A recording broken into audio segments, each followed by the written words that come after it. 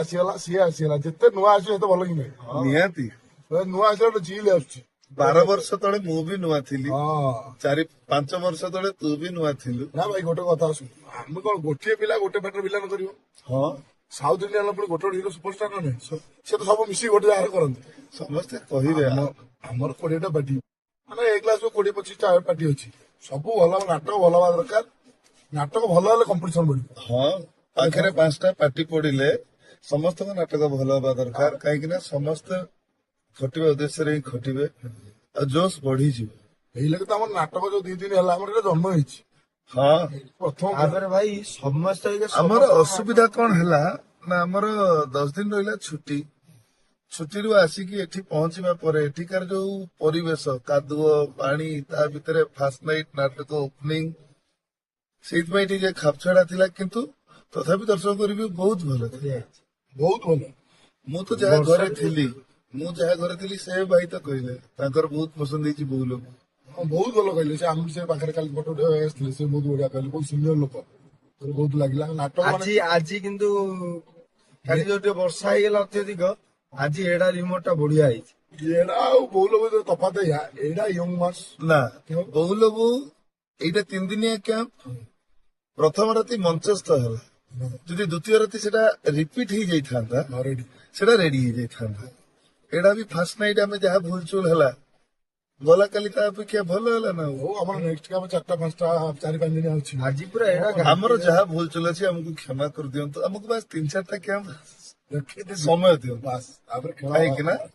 ନାଟକ ମାଝି ହେବା ପାଇଁ ଟାଇମ ଲାଗେ। ନାଟକ ବହୁତ ବଢିଆ ହେଇଛି ହଁ ନାଟକ ଯାହା ଚାହୁଁଛନ୍ତି ଦର୍ଶକ ମାନେ ଯୋଉ କାନ୍ଦିବା ଇଏ ଇମୋସନ ମାନେ ସବୁ ଅଛି ମସଲା ସବୁ ଅଛି ଏ ହେ ଭାଇ ସମସ୍ତଙ୍କୁ ଦେଖା ସମସ୍ତଙ୍କୁ କ୍ୟାମେରା ବୁଲାଅ ଏଇ ପେଟ୍ରୋଲ ପମ୍ପ ତମରି ନା ନା ଏଇଟା ସେ ଗଭର୍ଣ୍ଣମେଣ୍ଟ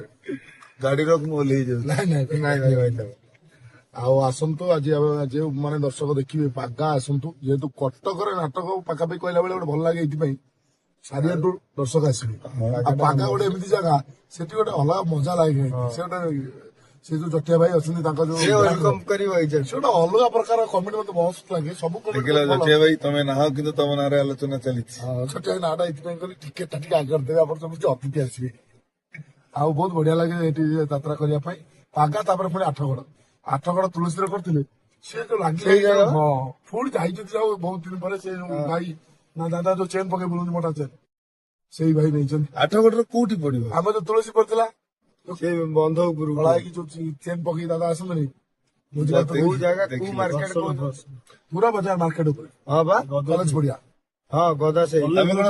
ଗତ ବର୍ଷ ସେଇଠି କରିଥିଲେ ସିଂହ ନା ଭାଇ ଆମେ ତୁଳସୀରେ ତୁଳସୀରେ କରିଥିଲେ ଗଦା ସାହି ଭିତରେ ପ୍ରଥମ ବର୍ଷ ଗଦା ସାହି ହଁ କଲେକ୍ଟର ପଡିବ ସେଠି କରିଥିଲେ ଆଉ କରିବା କୋଉଠି କରିବୁ ଭାଇ ତାପରେ ଯିବା ଯୋଉ ବଳରାମ ପ୍ରସାଦ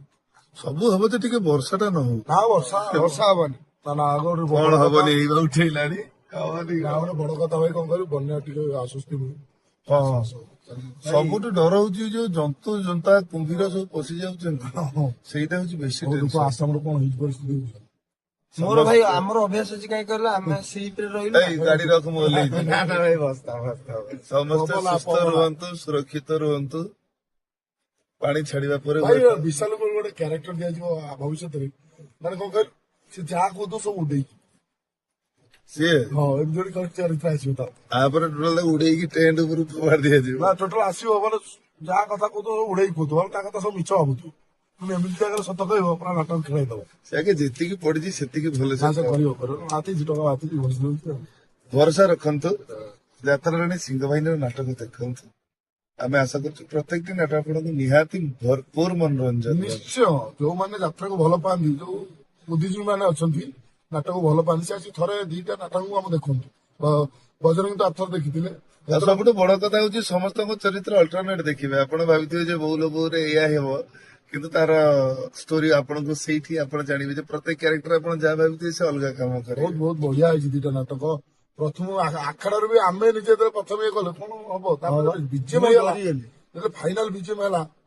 ଲାଗିଲା ନା ଏଥର ଆମେ ଘାଣ୍ଟିବା ଆମେ କହିଲେ ଏଇ ନିଜ ପ୍ରଶଂସା କରୁଛନ୍ତି ନିଜେ ଦେଖନ୍ତୁ ଜାଣିପାରିବେ ତାପରେ ରିଭ୍ୟୁ ଦେବେ ବଢିଆ ହବ ଫାର୍ଷ୍ଟ ଟାଇମ ପାଇଁ ମୋର ମାନେ ମୁଁ ଫୁଲ ପ୍ୟାଣ୍ଟ ସାର୍ଟ ପିନ୍ଧି ନାଟକ କରୁଛି ମୋର ବ୍ୟାନର ଛୁଆ ହେଇକି ରୁହେ ମୋ ଛାତି କୁଣ୍ଡେ ମଟ ଆର ବର୍ଷ ଗୋଟେ ନାଟକ ହବ ଚଢି ପିନ୍ଧିବୁ। ଭାଇରାଲ ହେଇଯିବ ଆଉ। ରେଡି, ଜୟ ଜଗନ୍ନାଥ।